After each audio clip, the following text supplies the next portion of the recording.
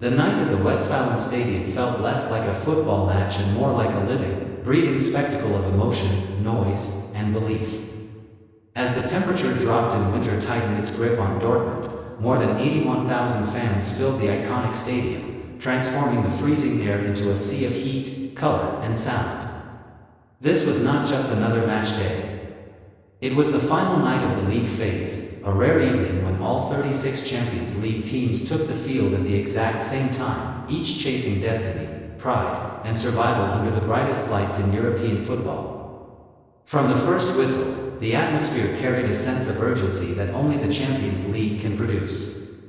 Every cheer from the yellow wall echoed with the weight of simultaneous battles unfolding across the continent. Phones buzzed with live updates, goals elsewhere drawing roars or groans, while on the pitch Borussia Dortmund and Inter locked eyes in a contest that would demand courage, composure, and moments of brilliance. For Inter, under the guidance of Cristian Chivu, this night represented more than 3 points. It was about authority, progress, and confirming their place among Europe's elite as a seeded side. Inter arrived in Dortmund knowing the challenge ahead. The Westfalenstadion is a place that can overwhelm even the most experienced teams, where momentum can swing violently with every tackle and misplaced pass. Yet from the opening minutes, there was a calmness about the Nerazzurri. Their shape was disciplined, their movement purposeful, and their intent clear. Chivu's tactical blueprint was evident: absorb pressure intelligently, control the tempo when possible, and strike with precision when the moment arrived. Borussia Dortmund, urged forward by their relentless supporters, started with intensity. They pressed high, tried to stretch Inter's back line, and looked to exploit the flanks with speed and directness. For a brief spell, the German side appeared to be setting the rhythm, but Inter never panicked. Every interception, every composed touch in midfield, slowly drained the initial surge of Dortmund's energy.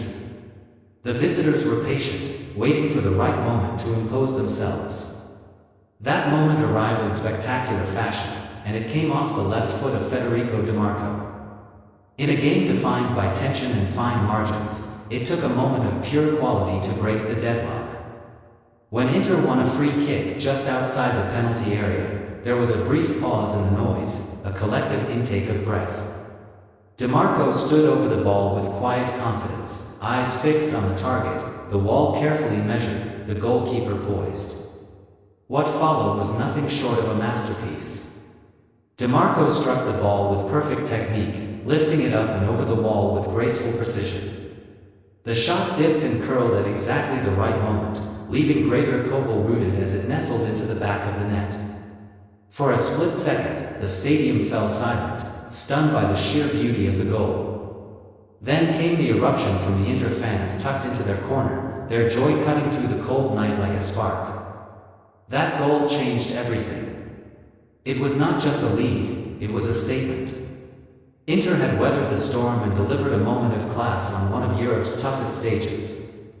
Dortmund, shaken but not defeated, tried to respond with urgency. They pushed numbers forward, searching for an equalizer that would reignite belief and restore balance to the contest. Chances came and went, crosses flashed across the box, and long-range efforts tested Inter's resolve, but the Nerazzurri defense stood firm. At the heart of Inter's resilience was their collective discipline. Every player understood their role, tracking runners, closing passing lanes, and supporting one another with relentless focus. The midfield worked tirelessly to break up play and slow Dortmund's transitions, while the back line remained compact and alert, dealing with aerial threats and quick combinations with maturity beyond their years. This was not a performance built on desperation, but on control. As the second half unfolded, the match took on a different rhythm. Dortmund had possession, but Inter had clarity. Each time the Nerazzurri advanced, they did so with purpose, looking to exploit the spaces left behind by an increasingly aggressive home side. The game began to stretch, and with that came opportunities for decisive moments. The second goal, when it arrived, was a perfect reflection of Inter's spirit on the night. It was not born from a set piece or a carefully rehearsed move, but from grit, determination, and individual brilliance. Diouf, showing remarkable strength and composure, picked up the ball and drove forward with intent. He shrugged off challenges, refusing to be stopped, pushing into space with every stride. The Dortmund defense scrambled to recover, but Diouf's belief never wavered. When he finally unleashed his shot, it took a slight deflection, just enough to deceive Kobel and send the ball into the net. The deflection mattered little in the grand scheme of things. What mattered was the desire behind the move, the refusal to settle, and the courage to take responsibility in a decisive moment. As the ball crossed the line, Inter knew they had one foot firmly planted in victory. The reaction on the bench told its own story. Cristian Chivu, usually composed, allowed himself a brief moment of satisfaction. This was his team executing his vision on one of the biggest stages in club football. It was a reward for weeks of preparation, tactical discipline, and belief in a group that continues to grow with each passing challenge. The players celebrated together, not wildly, but with the quiet confidence of a side that knows it has earned its success. The final stages of the match were about management and maturity. Inter controlled possession when needed, slowed the tempo, and denied Dortmund the chance to build any real momentum. The home crowd continued to sing, urging their team forward, but the energy had shifted. The belief that once surged through the stands now met a wall of calm resistance in blue and black. When the final whistle blew, it marked more than the end of a match.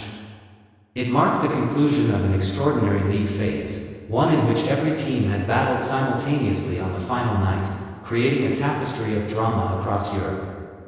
For Inter, the 2-0 victory in Dortmund was the perfect way to close that chapter. Finishing the league phase in 10th place as a seeded side was a testament to their consistency, resilience, and growth under Chivu's leadership. The significance of this result extends beyond the scoreboard. Winning at the Westfalenstadion is never routine. Doing so on a night of such magnitude, with everything at stake, speaks volumes about Inter's mentality.